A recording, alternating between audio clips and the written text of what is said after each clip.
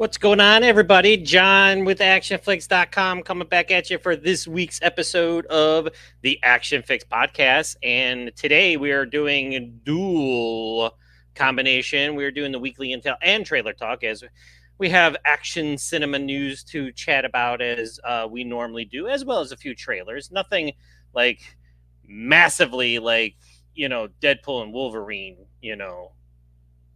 intriguing in terms of trailers. But we got Customs Frontline with the great Nicholas Say and Jackie Chung, which Wellgo USA has unleashed their domestic trailer for the movie, which they acquired the film, which is coming out in China, but also here in North America in July. So they got the new trailer for that, as well as one called The Abandon, which I put up today. Is looking kind of interesting. Have you seen the Cube movies where people are stuck in a cube?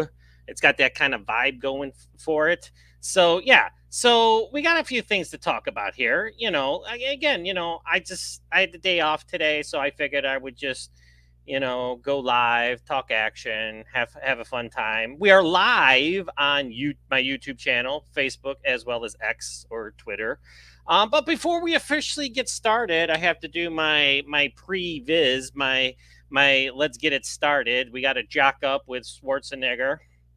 And again, Schwarzenegger and the late great Carl Weathers. And some dancing. It never gets old. Never, ever, ever, ever gets old. And I'm working on my splits. All right, we're all done.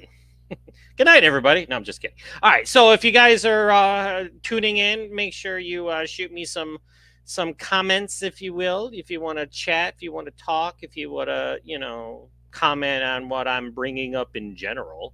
I really, like I said, don't really have, again, I don't have a plan. Like I said, I'm now getting used to a schedule where I'm back to work. My shoulder is still giving me issues as I'm doing physical therapy. But this past Sunday, I want to talk about this real quick, was Father's Day. And this was my first Father's Day as a single dad. So monumental if you think about it. But my daughters are awesome. I worked on Sunday, of course. Why not? Because there are those fathers who do work on Father's Day. Not every dad has the day off. So I worked on Father's Day. So yesterday, which was Tuesday, I had a delayed Father's Day with my girls where we hung out. We went to the movies. We went to see Inside Out 2 because, again, contrary to popular opinion, I just don't watch movies with body counts. I watch all kinds of films, and God knows I have daughters, and I have a young one, 9-year-old Bailey. I watch a lot of Disney films. Even Samantha, my oldest, she's 16. She's going to be 17 in September, but she loves these movies too. And again, a wonderful movie, bittersweet. I got a little misty at the end. I mean, they're good movies. What can I say? We had fun. We went out to eat, and of course they got me things because they love their dad, and why shouldn't they? Because I'm awesome. No, I'm just kidding. But no, they did give me some stuff. I'm going to share some of this stuff with you guys. So first of all, I got this, which is pretty freaking cool. This, as you saw, the Page Punchers.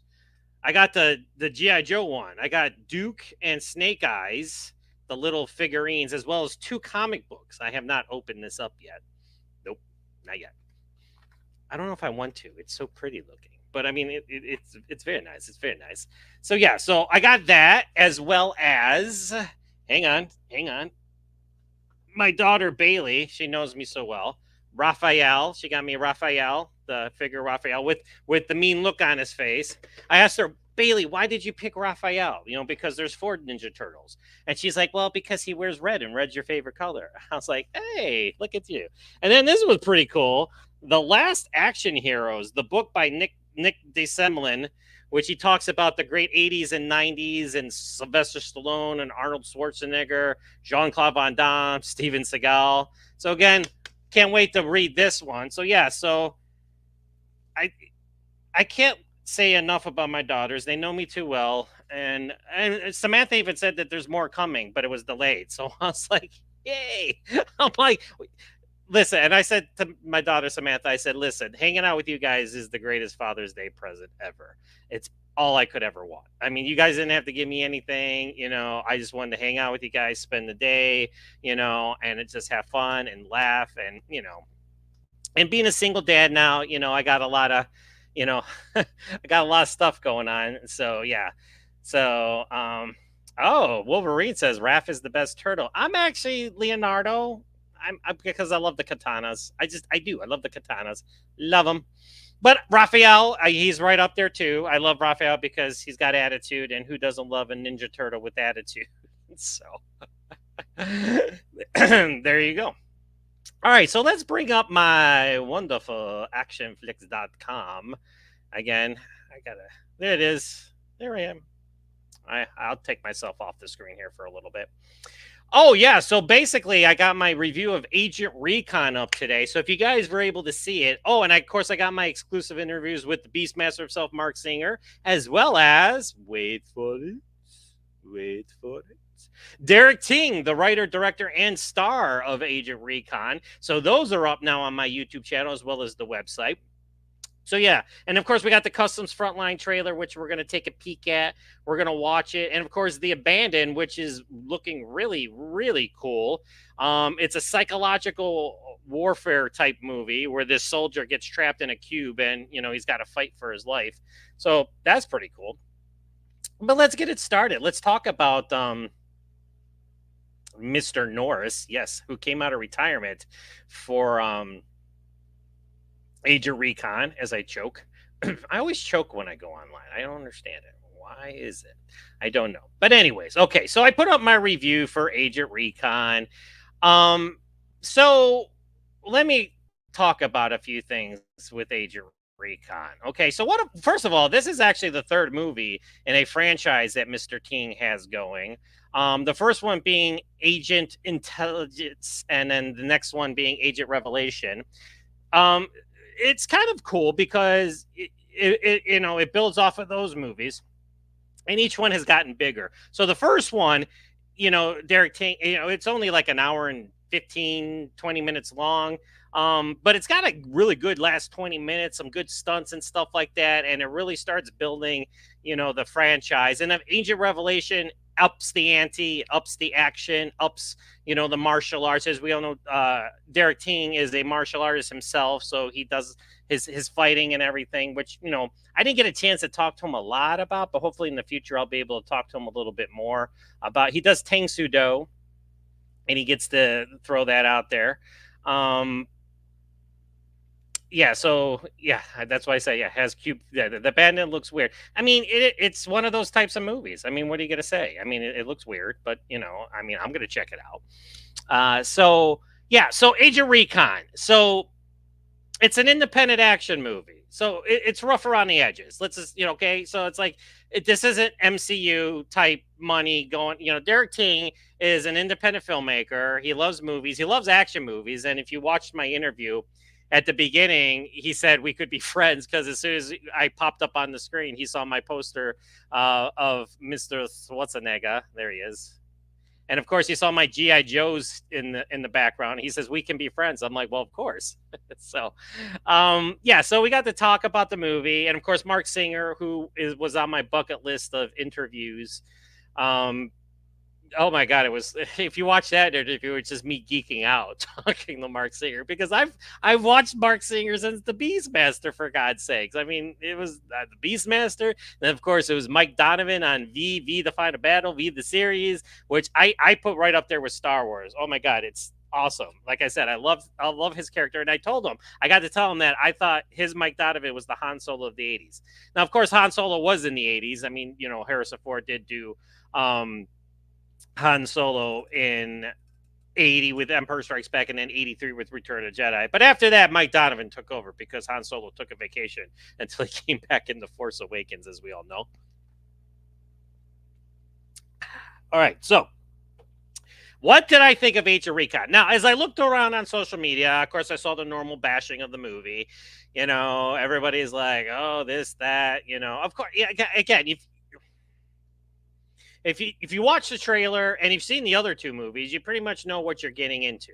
Okay, like I said, it's an independent action movie or sci-fi, and I liked it. I gave it a 3 out of 5, which is very respectable.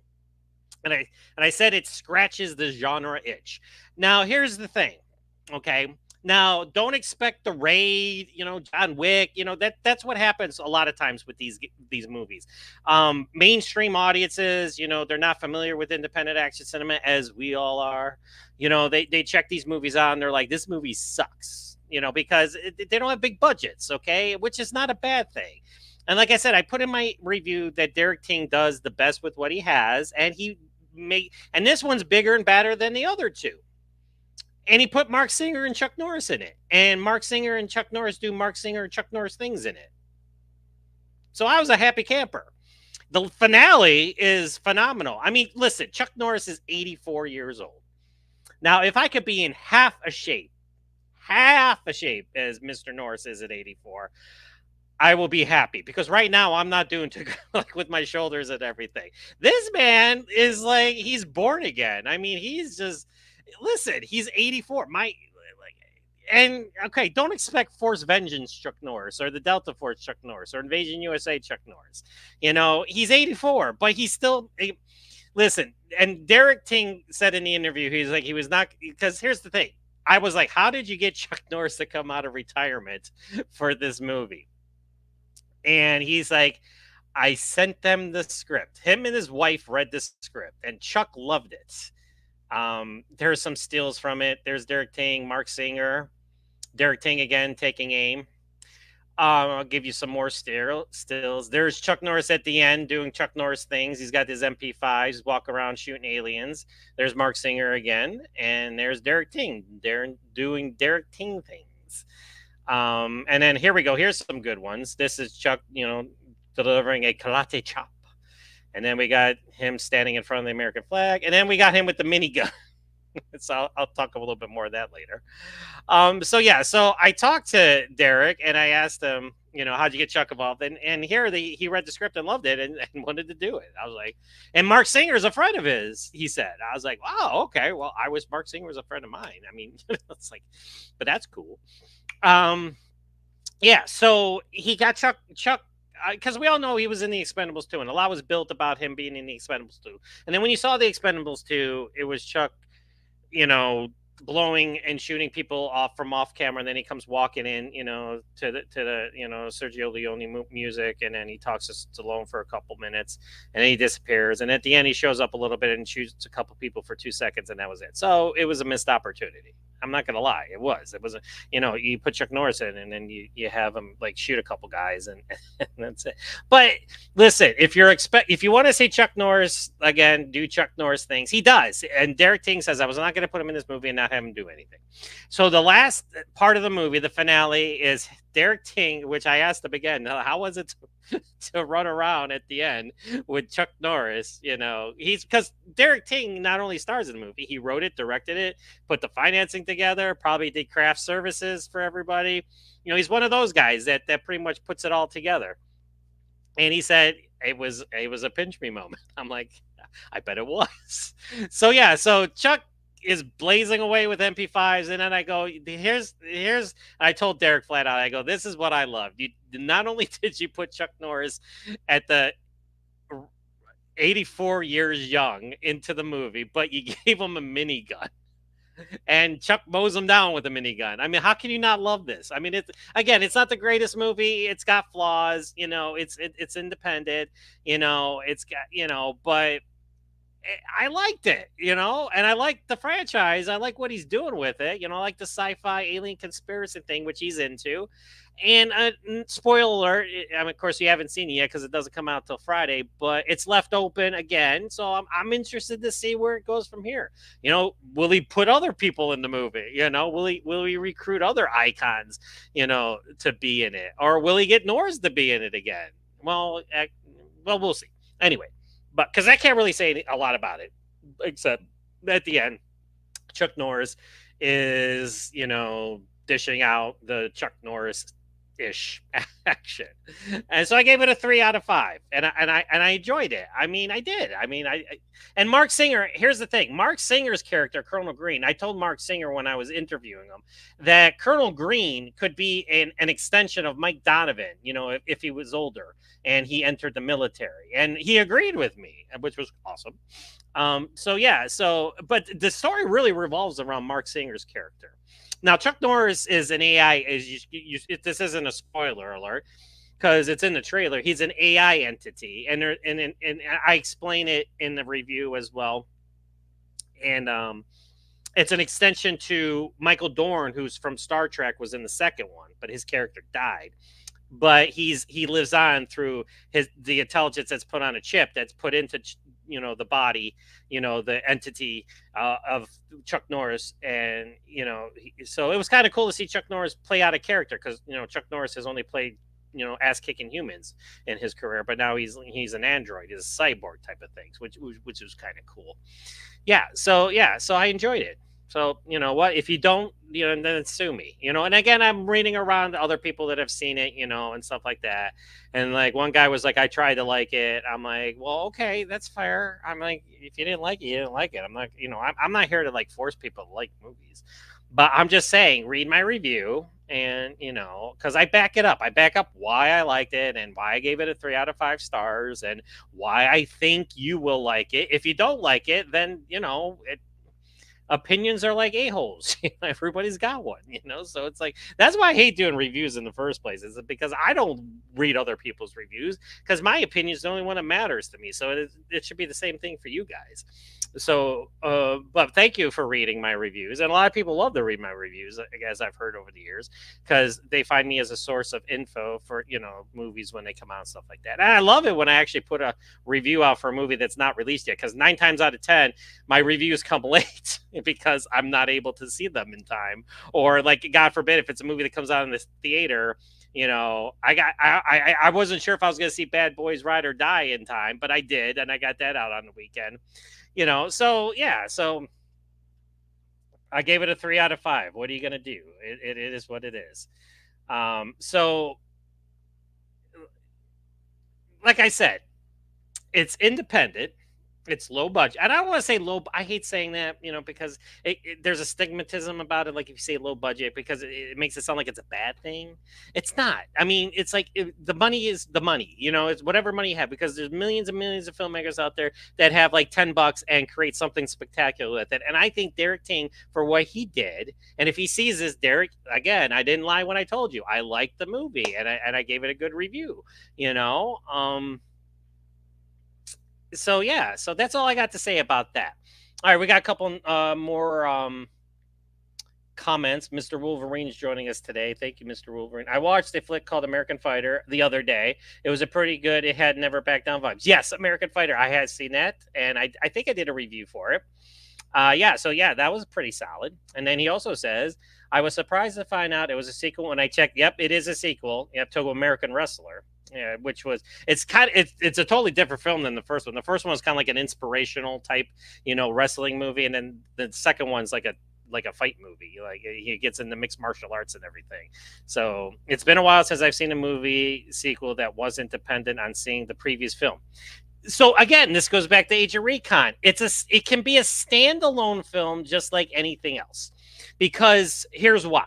If you haven't seen the first two, now I actually hadn't seen the first one. I did see Age of Revelation, because I remember that came out a couple years ago, and I was unaware that Agent Intelligence was out. But I have since gone back and checked that one out. And I think I'm going to do like a separate review for those two later on. But when you watch Age of Recon, Mr. Ting narrates the beginning and explains everything for everybody. So it can be a standalone movie.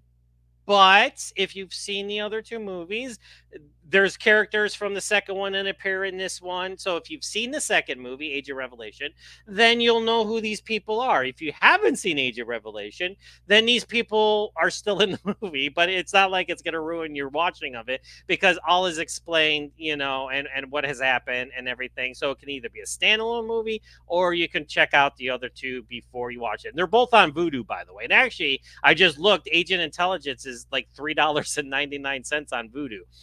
So you can't be. It's $4. I mean, that's cheaper than their normal $5. When they do the $5 deals and stuff like that, that I gravitate towards. So there you go. All right, so let's talk about some other stuff. Okie dokie. Here we go. So let me blow this up a little bit. There we go. So we got the trailer for Agent or not Agent Recon. I just sorry. For Customs Frontline, which stars the great Nicholas Say, as we all know, was in Raging Fire with Donnie Yen, played the bad guy in that movie. He was a former cop turned bad guy, but now he's all heroic here, and he stars with Jackie Chung, another leading man in Hong Kong action cinema. So yeah, Well Go USA has unleashed the trailer. There's the poster for it right there, as you can see both men aiming their weapons, which is kind of cool. So yeah, so I am a fan of both of these gentlemen, so I'm excited to see them both in the movie together. So let's watch the trailer that Will Go USA just put out for Customs Frontline, which again stars Brahim Chab. We all know who's a big time, fight coordinator, action design master, martial arts star. He starred in a bunch of movies. Vanguard with Jackie Chan. He starred in Boyka Undisputed with Scott Adkins. Has fought the best of the best that action cinema has to offer. Did the action design for Monkey Man, and also had a small role as a fighter in the movie. So he's in this one as well. So let's check this one out from Well Go USA. The great people at Well Go USA, I might add, because they are so good to me, giving me trailers and the contests and everything. So here we go. The Hong Kong Customs. Your vessel has illegally entered Hong Kong waters.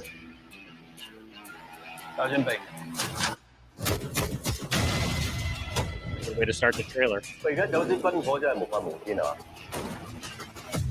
越嚟越猖獗。这场联合行动是为了追捕跨国黑市军火商。My people would have been massacred if it were not for the weapons. Then you'll need more lethal weapons. So it's got like a Wolf Warrior 2 vibe. What do you think? 做好。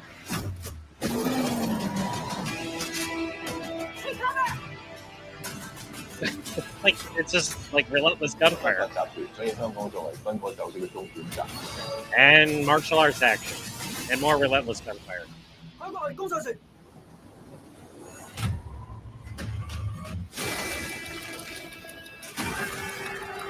And mass destruction.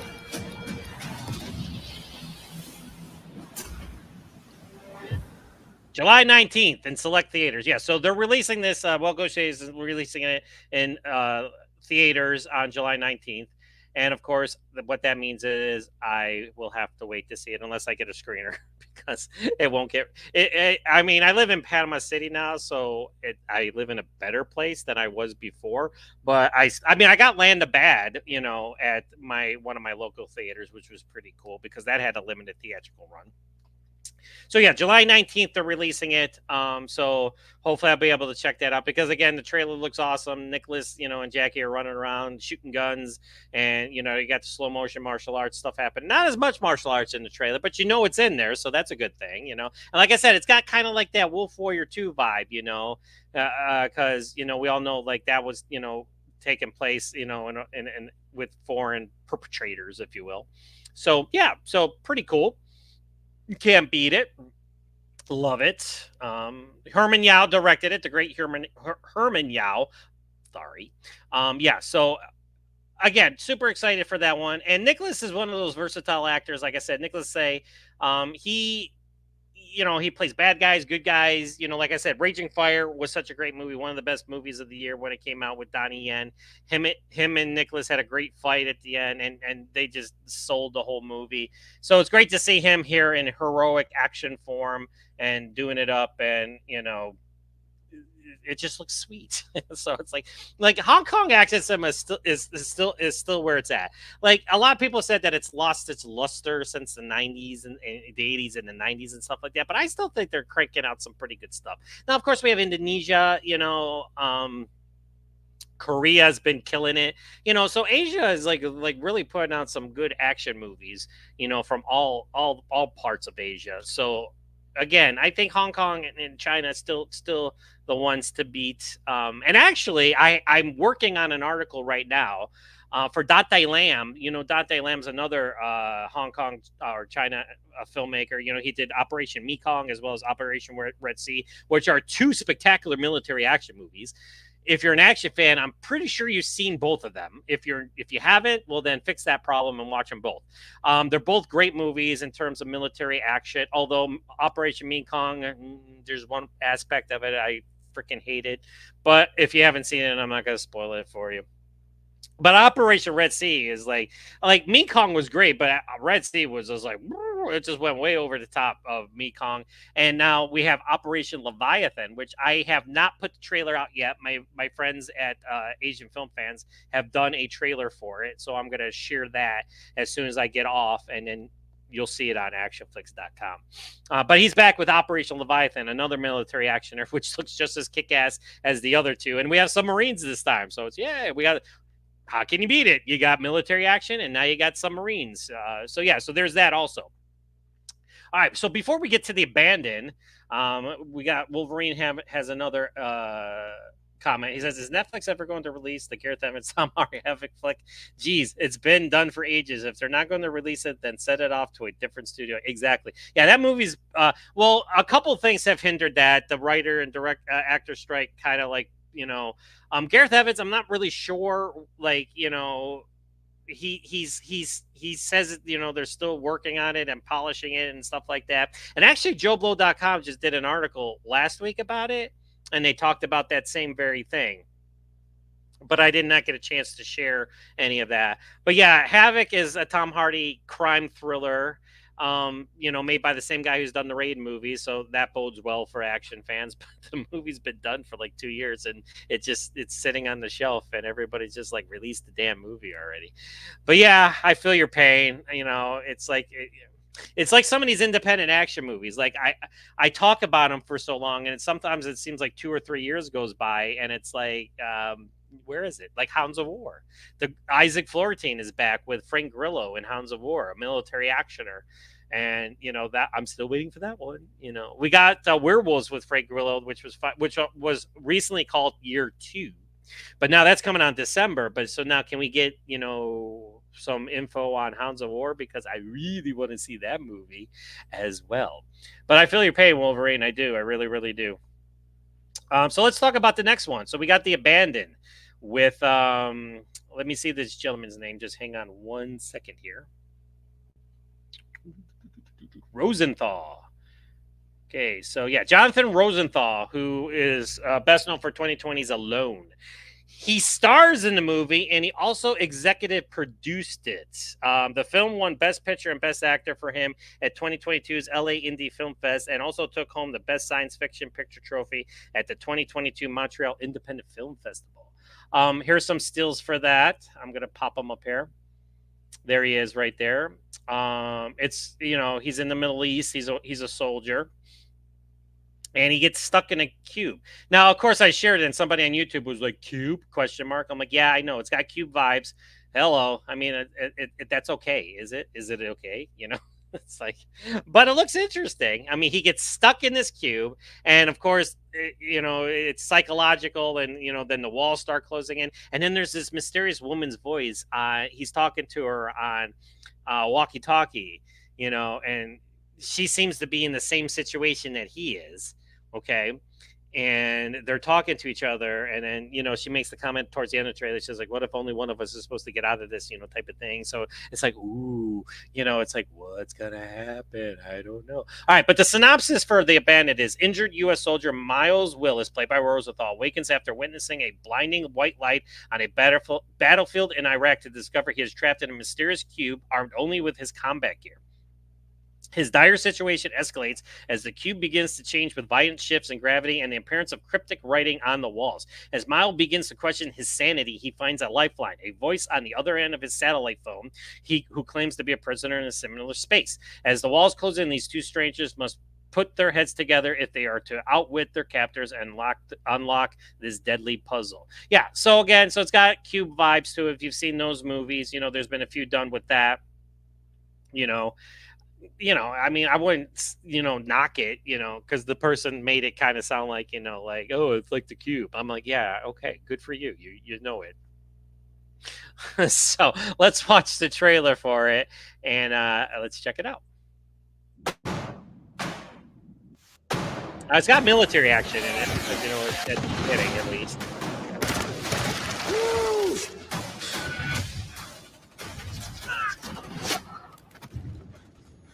So he gets injured, and then he sees the light, and then he wakes up, and he's free.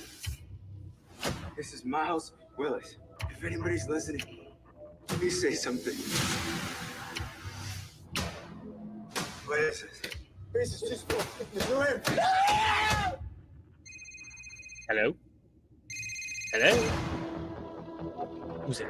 Hello? Hi. Who is this? My name is Dempsey. Oh. They put us in here, but let us communicate with each other. Why? It's like they're testing us. Our bodies. Our minds. No doors or windows or exits of any kind, right? Wait, hold on. What are you trying to figure out? Trying to get info out of me? Yeah, so she sounds like she's all skeptical of him. Like, hey, I'm scared like you are, lady. No.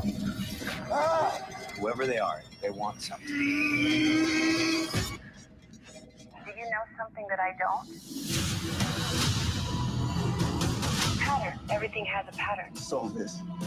What did you do? Ting, you are a threat.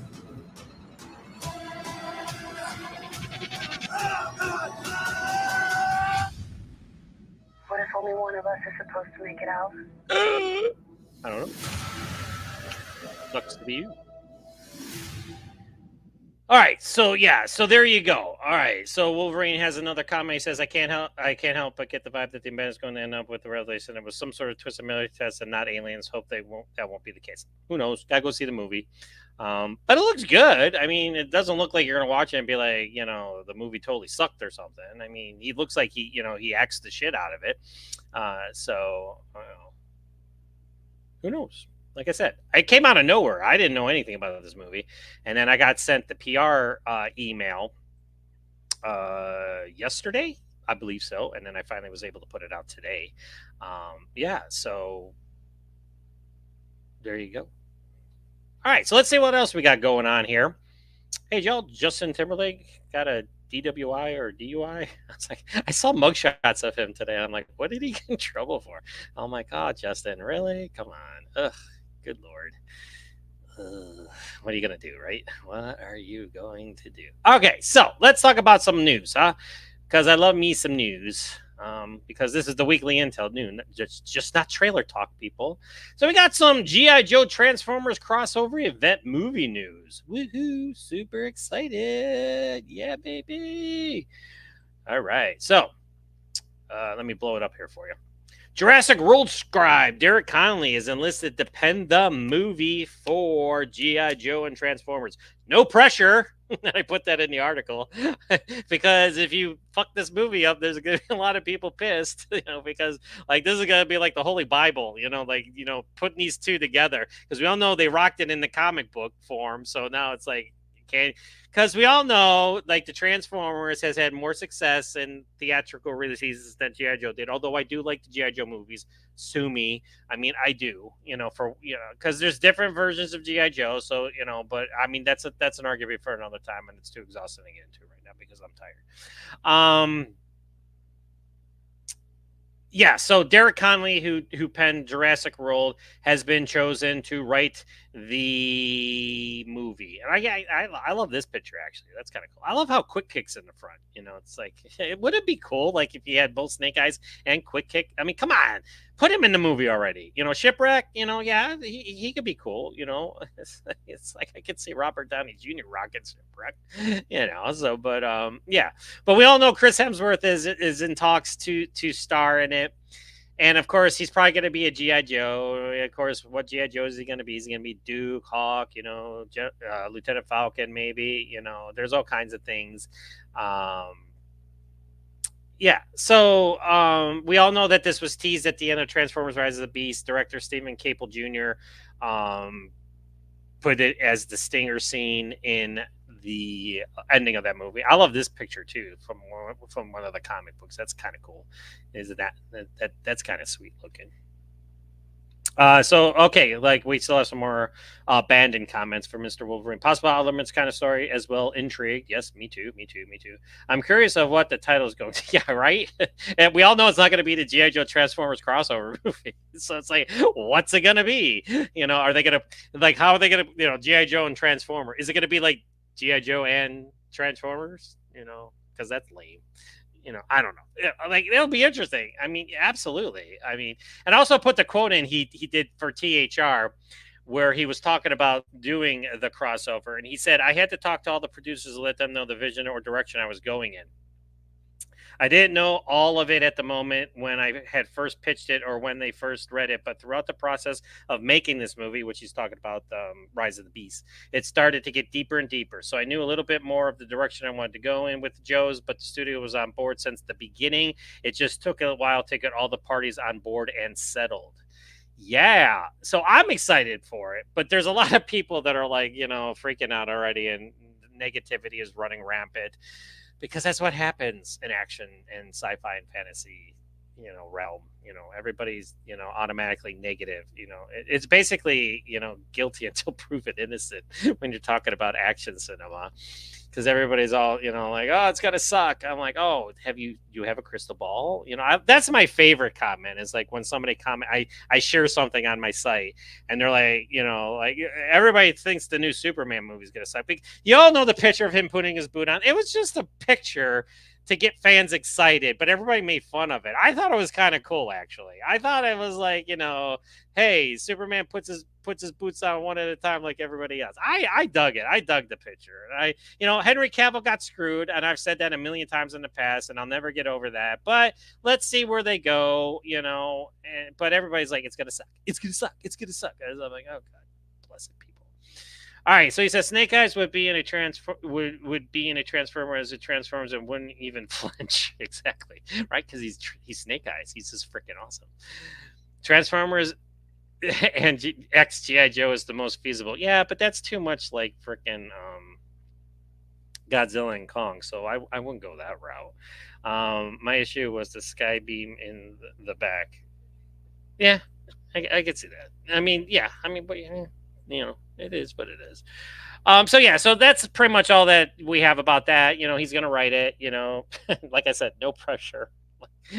All eyes are on you because it's like you're. I mean, like. I'm curious to see how many people they asked. Like, did they ask other people to like be like, "Hey, you want to write the new GI Joe Transformers crossover movie?" And they were like, "Nope, I'm not touching it." You know. And then finally they got to this guy, and he was like, "Eh, hell, why not?" Plus, they probably wrote a check, you know, and he was like, "Okay." But hopefully okay. I'm fans of both. I'm more of a GI Joe fan than Transformers. I love them both, but I've always been pro Joe more than Transformers. And like I said, I love G.I. Joe Rise of Cobra. I mean, a lot of people hate it. I love it. I mean, they gave Snake Eyes a mouth. That was weird, but whatever. They fixed that. I loved Retaliation. I thought The Rock crushed it as a roadblock, and I loved Ray Stevenson as Firefly. More ninja action and was more grounded and more down to earth than Rise of Cobra. It was more like a sci-fi type, kind of like Sigma 6, you know. But and then of course everybody hated Snake Eyes, but again I liked it. I mean I didn't love it. I liked it though. I mean they screwed up, you know, big time. You know, but again it was an origin movie, and of course he was going to be Snake Eyes in the next one, which you know never happened. But will Henry Golding be in this one? Is the question. Because he's been asked about this movie, and of course he gives facetious answers. He's like, it's like it's, and then people on these websites like JoeBlow.com, and no offense to them and stuff, but they like print what he says, and it's like it's basically nothing. It's like that tells us nothing. There's nothing that was said in that quote, but because if he knows anything, it's probably like the MCU. It's like he's not allowed to say anything, or he could not be involved whatsoever. His time could be done. He could be one and done as Snake Eyes. Because as we all know, like once he puts the mask on, it doesn't matter who you put in it, just as long as they're like Ray Park and they're a good martial artist. So we'll see. Like I said, we have a long wait anyway. So, I mean, it's not like it's going to be tomorrow. So, you know, relax and, you know, just enjoy life in the meantime. He thinks Golding is out. You never know. Because here's the thing. No, because Chris Hemsworth is going to be in it, and once I said Chris Hemsworth was going to be in it, they're probably going to get other big names in it. So why not bring Henry Golding back? Why not? Plus, I mean, it might have a negative connotation, the Snake Eyes movie, but I mean, if they do it right, Snake Eyes doesn't talk. Yes, he does. He did. So shut up about that already. If one more person says Snake Eyes doesn't talk to me, I'm going to slap it. I'm going to reach through the screen and slap him in the face. Okay. Let's move on. Where are we at? Let's show some of my interview with Marc Singer. Why not? It's my website.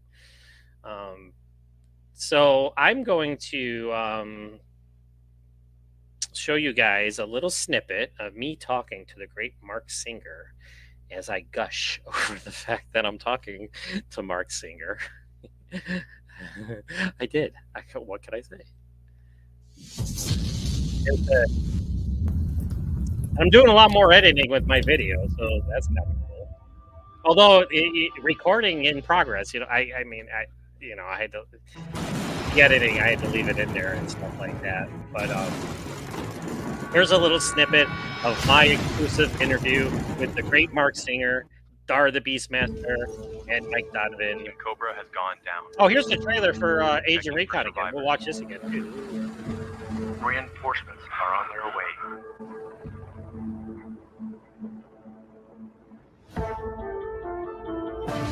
All right, listen up. The infecteds are ruthless, strong, and they're smart. We were on a recon mission, killing infecteds. When we got Marc Singer, redirected he's here, got the gravitas. an emergency. I love Marc Singer. I want a ready op, ASAP. We thought you could use the help. Alistair? Yes, Jim. This nearby base was running tests. Where's Faction 13 now? Captain Rupert hasn't responded in a week. We gotta go now.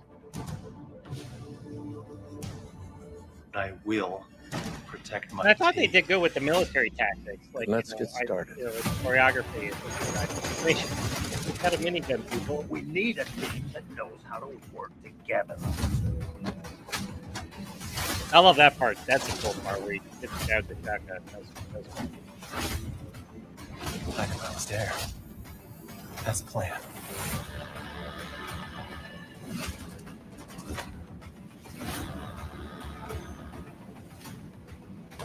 Hit him! Oh, Jim, I got this. I love that line where he says, "I got this," because Chuck Norris, he's got it. He's got this. There's the trailer again for Agent Recon. Again, 3 out of 5 I gave it from ACTION-FLIX.com. I enjoyed the hell out of it. Here it is. Here. This meeting is being recorded. Yes, it is. Marc Singer, how you doing? Hey, John, how are you? I'm so excited to talk to you. I was. You have no idea how much of a fan There I he am, is! of course, from the Beastmaster to be, oh my god, all of it. I can't tell you what a joy it is. I'm geeking out right now. I just have to kind of calm down a little bit. Thanks for the invitation. Believe me, I appreciate it too. And he's so nice. Oh my god. So, So I know we're talking about Agent Recon, the movie got coming out, that you did with Derek and of course Chuck Norris. But can I just talk to you a little bit about the Beastmaster just for a couple minutes? Absolutely. You lead on. See, I mean, he's so awesome. So, again, absolutely. He's probably talked 1,000 times about both of them. So I get to scratch this one off today. So I'm so excited to be talking to you.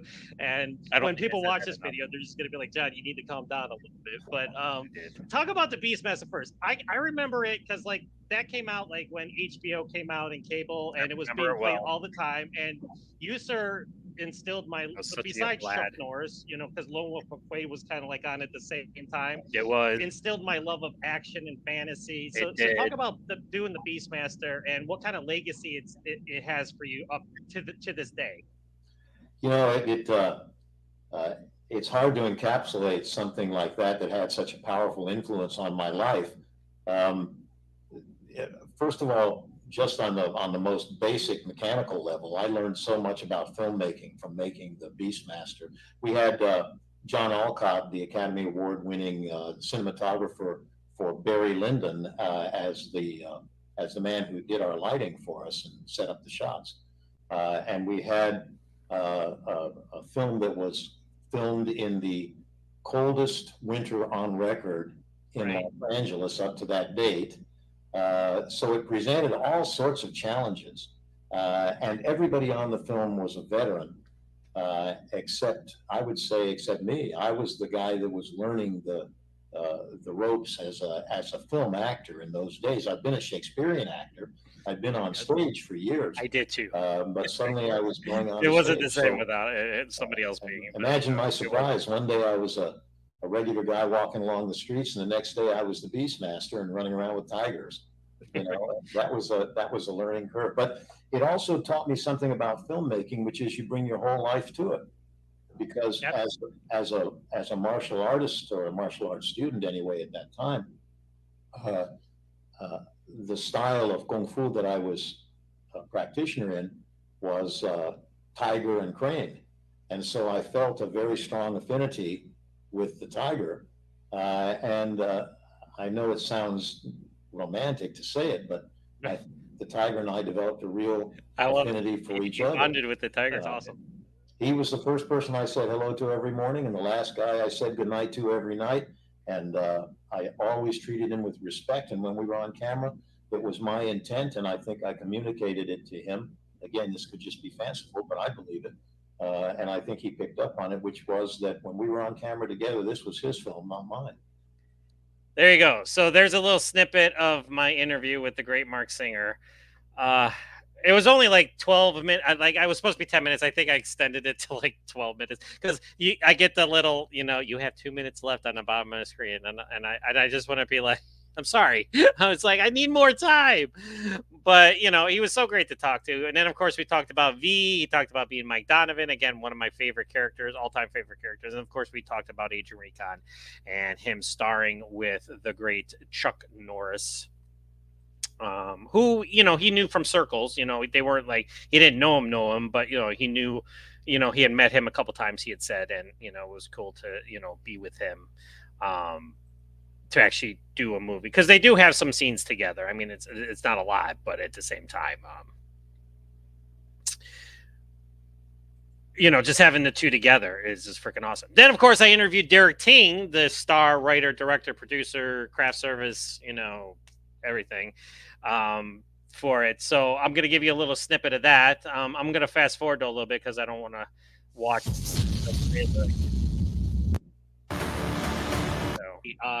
yesterday, because hang on. There we go. About 15 minutes. Thank you. Hi, Derek. Of course, I didn't come up on the screen right away because I hate Zoom because they don't allow you to come here. Sorry. I have to turn my camera on when the Zooms come on because they're always blocked at first. And I'm like, people are like, we can't see you. And I'm like, here I am. I'm so glad to be talking to you. I watched the movie yesterday because I always like to watch it because we're talking about Agent Recon, of course, the big movie you got coming out on June 21st.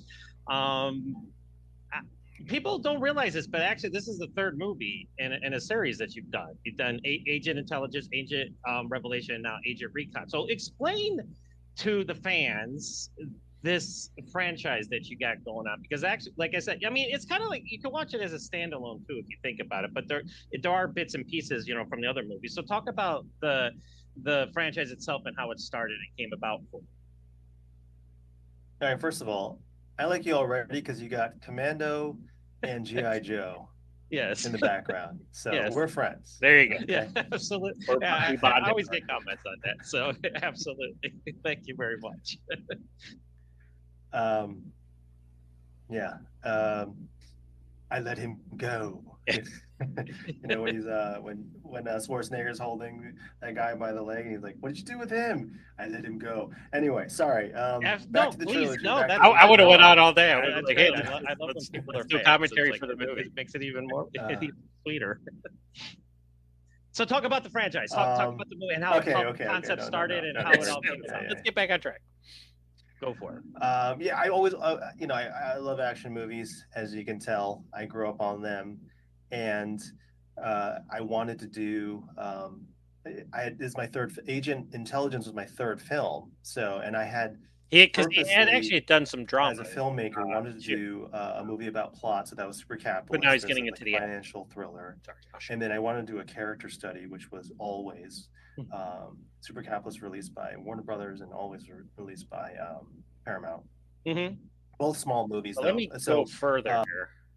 that I'm presenting to the world how I want to see my action, right? Believer in like is cool, but like I want to get to where I mean, you're directing it too and everything, but how? Here we go. Hang on. Like again, not spoiling anything, but there's a big action sequence in the finale. How is it like running and gunning alongside Chuck Norris? I mean, you're directing it too and everything, but how was it like? That must have been a dream come true. I know. Well, that's when I tell my team just go with it, because I'm gonna enjoy this moment, and whatever I'm gonna I'm just fanboy gonna out. follow You guys along. take over. Yeah. I'm just gonna play it like a kid in a candy store right now. Right. Yeah. And you see me like, here and then here, and like, I'm like, by the way, I appreciate this interview, because it's really like I really was thinking about like, well, okay, what kind of filmmaker do I want to be? Before I was just like, oh, I want to be an actor, and then I started got into writing and and directing and all that, developing my skills. It's like, okay. All right, so there you go. So yeah, so there's my interview with Derek Ting. Again, another great guy. We got more comments from Mr. Wu. He says the Lee Holdbridge Beastmaster theme was sweet. I miss scores like that. Basil Polidorus, Conan the Barber. Yeah, all of those. Yeah, like I said, there's nothing like the 80s and even the 90s in terms of stuff like that. I mean, you get Hans Zimmer. I mean, I think Hans Zimmer's Man of Steel score is like John Williams' Superman score is so iconic, but I'm a fan of Hans Zimmer's Man of Steel. Oh my God, it's so good. Like the main theme. Oh, it's just so good. It is. You can tell a celebrity is a fellow geek when they start admiring your collection. Exactly. Thank you for saying that, because it's been happening recently. Like everybody I get on, like Kristana Loken, like the great, awesome, sexy Kristana Loken. She said the same thing.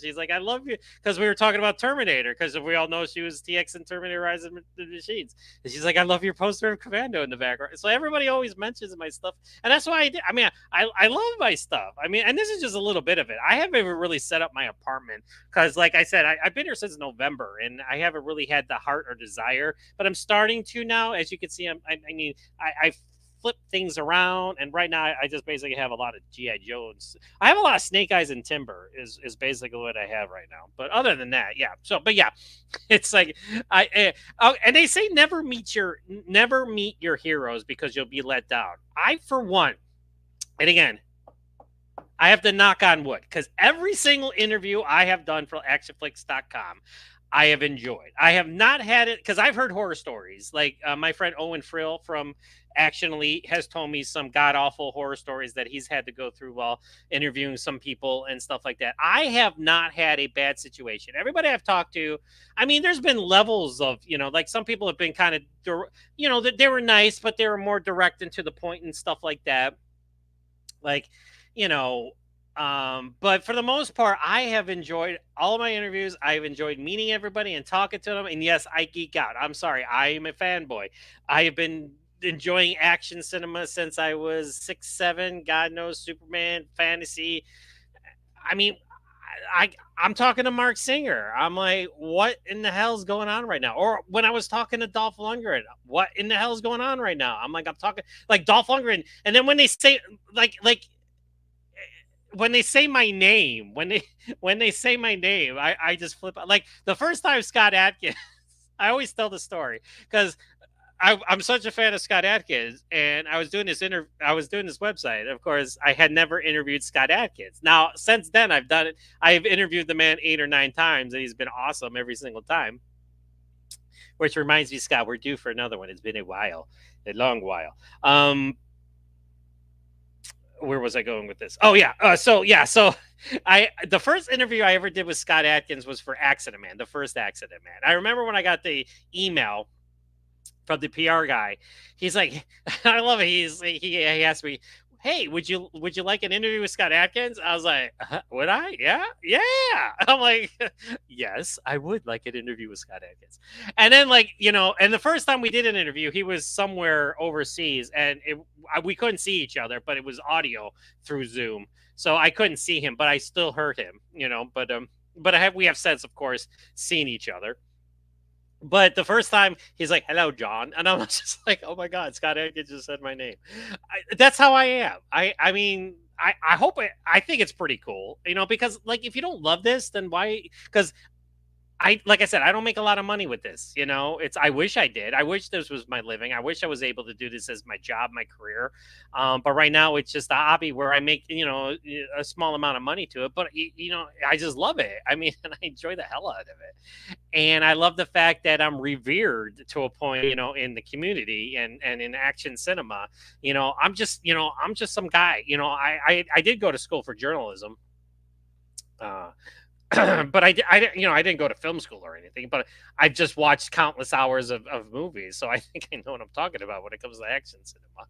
But yeah, so I mean, I got off on a tangent, but it is what it is. But yeah, so those are my two latest interviews that are up now for Agent Recon. And like I said, the review itself is up there now. And again, like I said, I gave it a respectable 3 out of 5. Probably, most of the rating was for Chuck Norris, doing Chuck Norris things.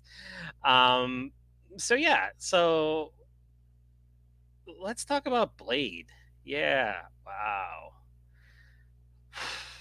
This movie's cursed. Like, huge, big time. They lost their second director recently, and a slew of writers. Yeah, so Jan Demange is no longer attached to direct Blade. I mean, there's been more like fan art or Mahershala Ali as Blade than anything else. I mean, this movie was announced like in 2019, and I got nothing else to say about it. I really don't. I mean, it is what it is. Hang on. So he says, I don't envy the writers trying to come up for a title of a potential third one-shot film. One last shot. It's like, yep. It's like, I have the Wesley Snipes shade throwing. He did. Yeah. Wesley Snipes did throw shade at it. Yeah, of course. If I was Wesley Snipes, I'd throw shade at him too, because this movie's doomed. I mean, it's never. I mean, all the movies they announced with Blade in 2019 have been made. The shows, the movies have all been made and put out, and we're still waiting for this Blade. Doesn't that tell you something? I'm like, either they're afraid that they're gonna totally screw it up, and they're just like, you know what, we're not gonna do it. But it's like, now we got to find another director. So this movie is never going to get made. I am a firm believer that, yep, it's never going to happen. Okay, last bit of news I got here for you guys from my site within the last week or so. It has to do with Michael Jai White, the great Michael Jai White. Again, I've interviewed him too. He's doing a movie called Hostile Takeover. And they announced new cast members for the film.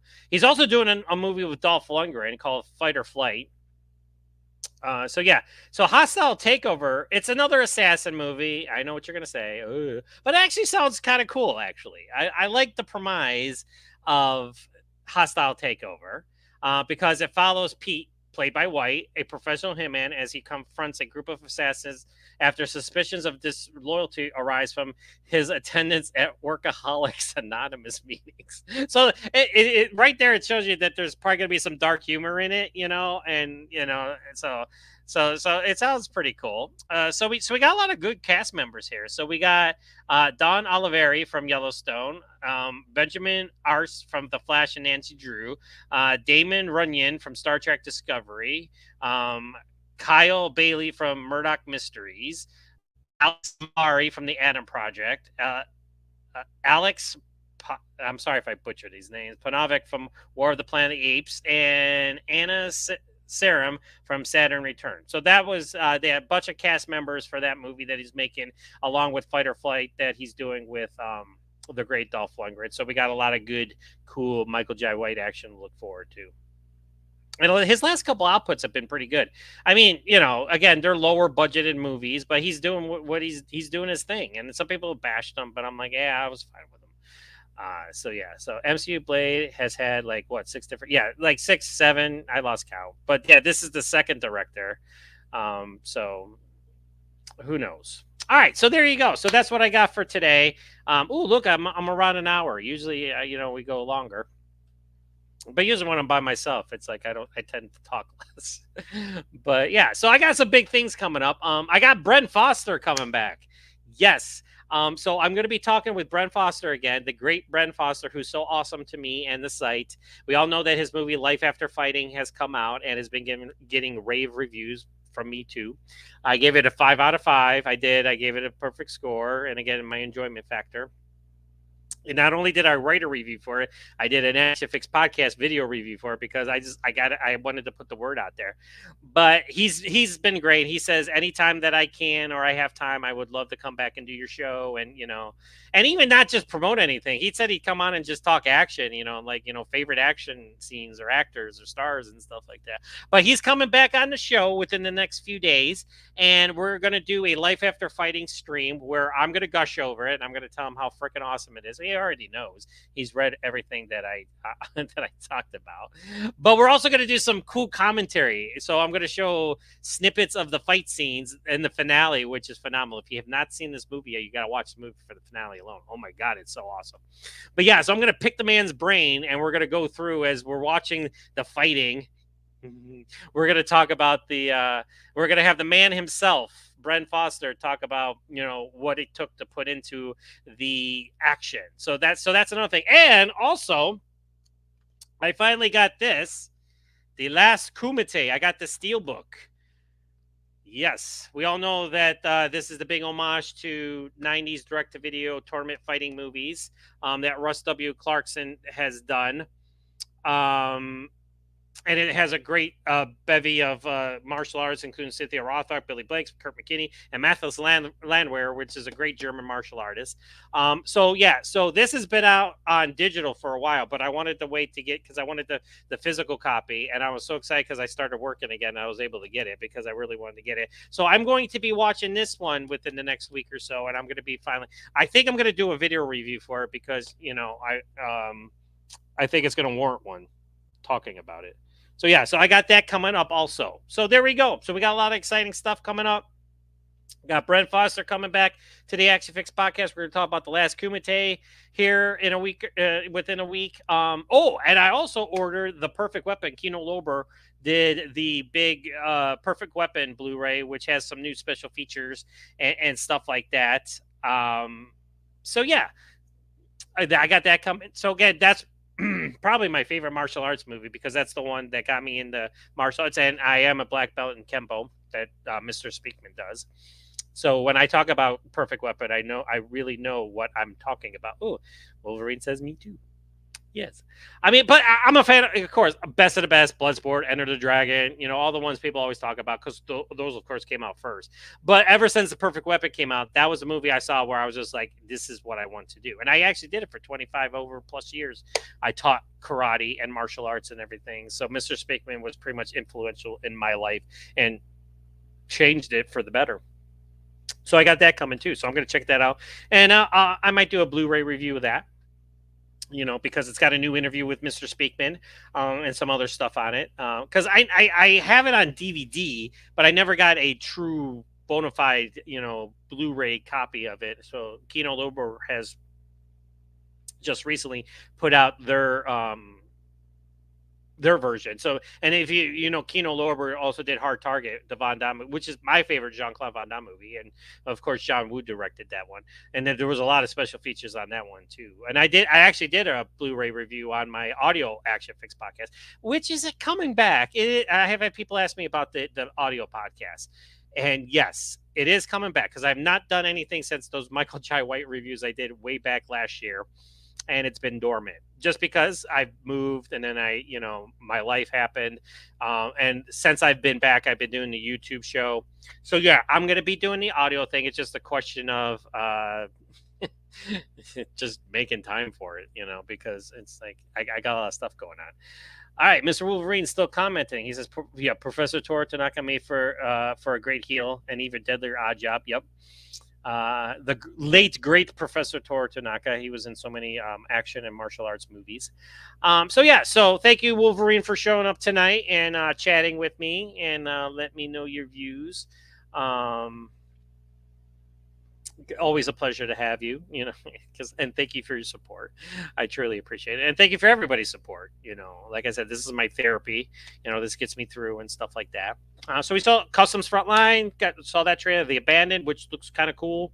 Wasn't really expecting that one. So I always like when I see movies that I was unaware of, and I'm like, oh, because there are some action movies that fly past under my radar, and then I get emails and stuff like that. I was like, I did not know this was coming. It's like a pleasant surprise. So again, I hope all the great fathers out there had a great Father's Day. I know I did. It was a little late, but I got to celebrate yesterday with my daughters. And like I said, they got me some great stuff. And my daughter Sam says more is coming. So God bless her. I love her so much. She says whatever is coming in the mail, she's so excited. She's more excited she's like, I can't wait to give it to you. And I'm like, oh, I can't wait to get it. So I can't wait. I have no idea what it is, but she's super excited to give it to me. For Christmas, she got me, or my girls got me the Punisher watch, which I wear on occasion, and also the necklace, the Punisher necklace, and a Blu-ray of the Punisher with Dolph Lundgren. So yeah, it was a Punisher Christmas last year from my girls. So great. I love them all. So until then, I got Brent Foster coming back. I'm going to check out The Last Kumite.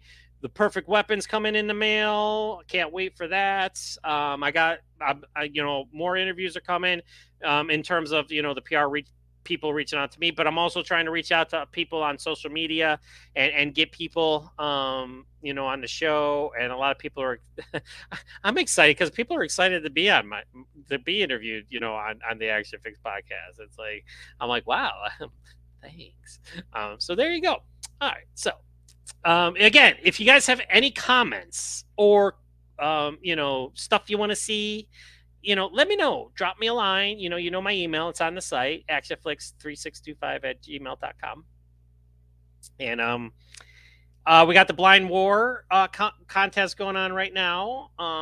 So keep that in mind. I have gotten a lot of emails for the Blind War with Andy on that Well Go USA has put out on Blu-ray just recently. So that's another thing that's going on. So until next time, so like I said, Bren Foster, look out for that one. That's going to be super cool as we talk about and check out all the cool fight scenes from it. And of course, The Last Kumite, which I am dying to see because I am such a super fan of martial arts movies. And being where I'm at in my life and being 51, I'm all about nostalgia. And you even got Stan Bush doing songs for it, like from Bloodsport, Kickboxer, the great Stan Bush. He sounds phenomenal. He sounds just as good as he did way back when. So that's super awesome too. I mean, I haven't watched the movie yet, but I broke it out and I watched the video, his music video too. And I was like, this is a kick-ass song. I mean, it's just pure 90s direct to video tournament martial arts awesomeness. All right, so until next time, everybody, be kind to one another. Treat others as you would want to be treated, the golden rule. Be nice until it's time to not be nice, and hopefully that never happens because, as we all know, like I said, life sucks as, let's just treat others with respect and just have fun, be nice to one another, and just watch action movies. I mean, watch other movies. Like I said, I watch more than just body count movies. Like I went to see Inside Out 2 with my girls for Father's Day. So until next time, take it easy. And remember, actionflix.com. We are your destination for your ultimate action fix. And don't forget about my buddy, Shane, the Action Nerd Logan's. His podcast, The Action Nerd Dudes Being Dudes Talking Movies, is out. He's taking a break from it as he gets settled in with his job and life and stuff like that. But he's been on my show numerous times. So a big shout out to him. So make sure you check out his as well. And of course, Owen Frill, he's taken a break from, his podcast, his YouTube show that I've joined many, many times because like I said, same thing with him. Life, has been happening and stuff like that. But he promises that he's going to be returning in the future. So look for me on there. That Fat Samurai guy, Preston Downey, he's doing his thing. He's same thing. He's taking a break a little bit, the month of June and stuff like that. But he said, he's going to be getting back into gear. Hopefully I can collaborate with him on some more stuff. So a lot of exciting stuff going on. I got a new job. My daughters are awesome. Being a dad's great. And I got to see my dog. My ex went on vacation, and I got to watch my dog, Ace, who missed the hell out of me. He wouldn't leave me alone. It was so awesome. He was just like, I love you, Daddy. I was like, aw, he missed me. All right, I'm done. Have a good night, everybody. Take it easy. And until next time, remember, action cinema rules.